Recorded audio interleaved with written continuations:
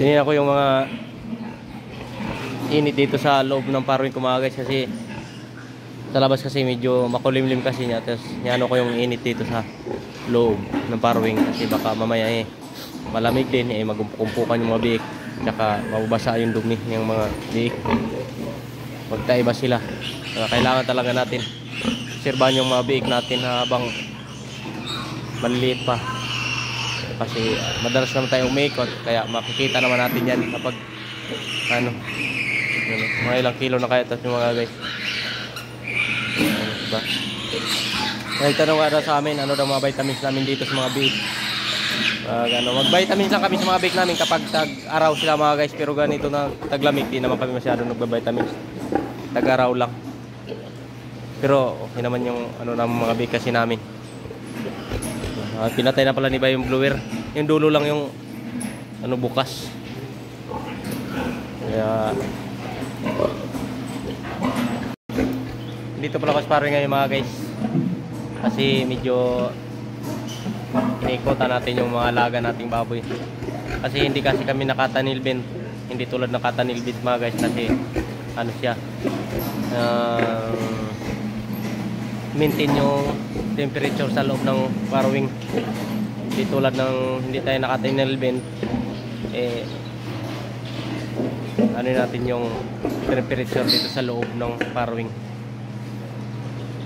Kaya dapat pag umiko tayo, malalaman agad natin yung nung baboy, kasi madalas naman tayo nag-iikot, tsaka natitingnan natin sila lagi, mapapansin agad natin sila kung may naramdaman yung isang inahing baboy.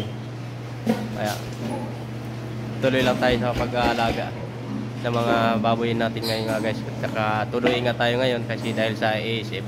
Kaya thank you. Ito yung magandang inahin mga guys, yung mga ganito maraming didi,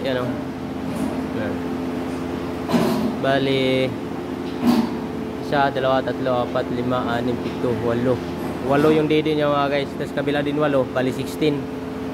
Yan. Kahit mga anak sila ng mga 15, sobra pa isa yung didi kasi marami na sila Ayan pa. Dito parang 12 lang yung didi nito. Pero kita nyo naman mga guys, laki ng wat yan yung mga baboy. Kailangan talaga mag-iay tayo, standing heat talaga, tsaka yung magandang similya ng barako para marami silang may anak mga guys.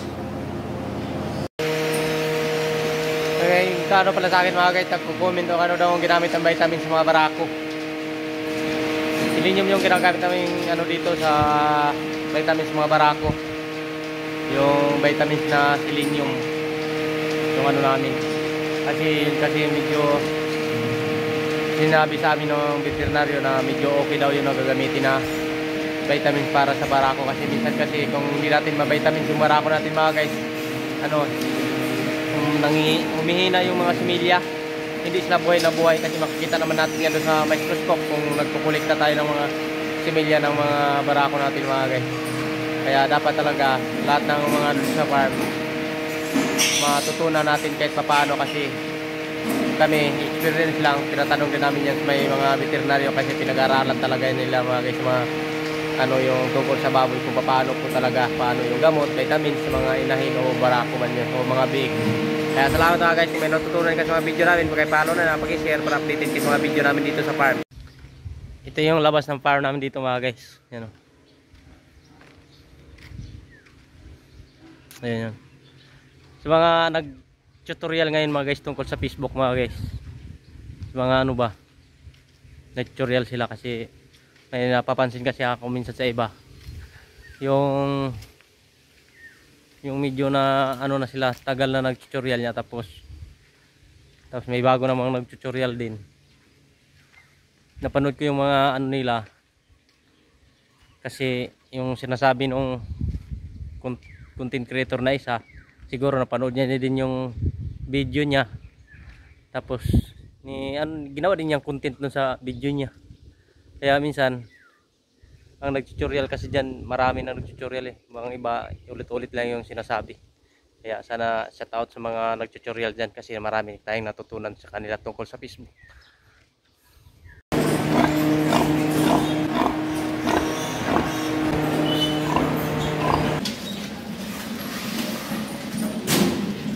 So, yun ang gusto ko.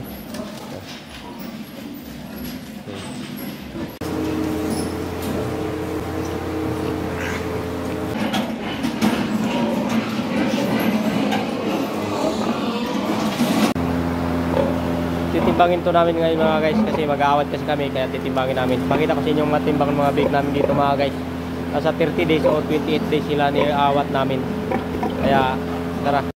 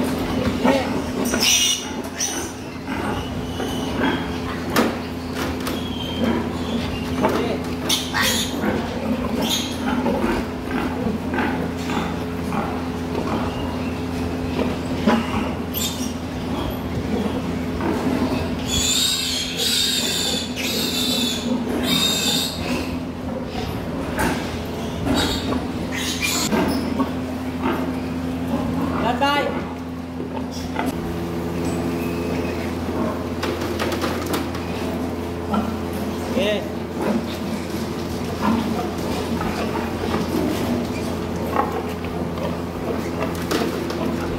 Okay.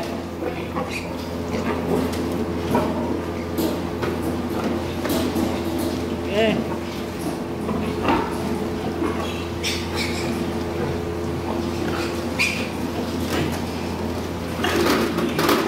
Okay.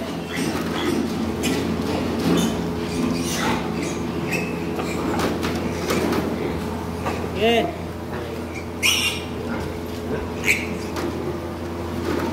Yeah.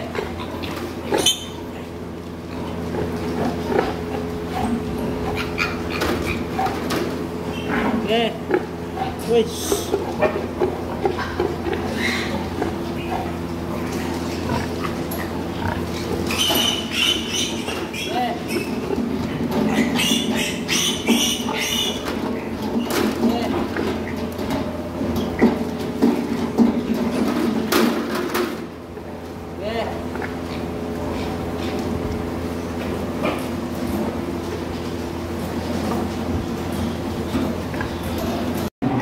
Iniiyak kami ngayon mga guys, oh.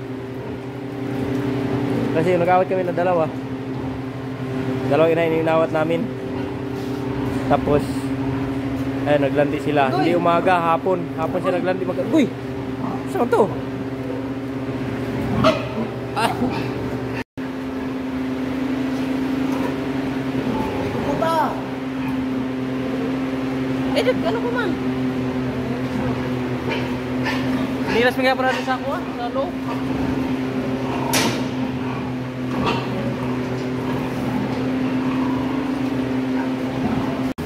Ayun, may mga tatak yung mga bigo mga guys dahil may nabakunahan kasi yan ngayon.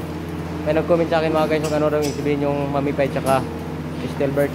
Yung mamipay naman kapag hindi mo nabakunahan yung isang inahin ng parbo, kapag mga anak siya, mga bulok yung mga anak niya. Tapos yung stillbirth naman tulad ng nanganak, tapos pag lumabas patay, ayun yun siya, basta buo na yung biik, formang biik na yun saka buo. Pag lumabas siya, patay niya. Tapos kapag hindi rin mabantayan, kapag manganak yung isang inahin, yun yung stillbirth na tawag doon. Kapag mamipad, yun yung mga bulok mga guys. Kaya kung mayroon ka natutunan sa mga video namin mga guys, pakipollow lang, pakishare para updated kayo sa mga video namin dito sa farm.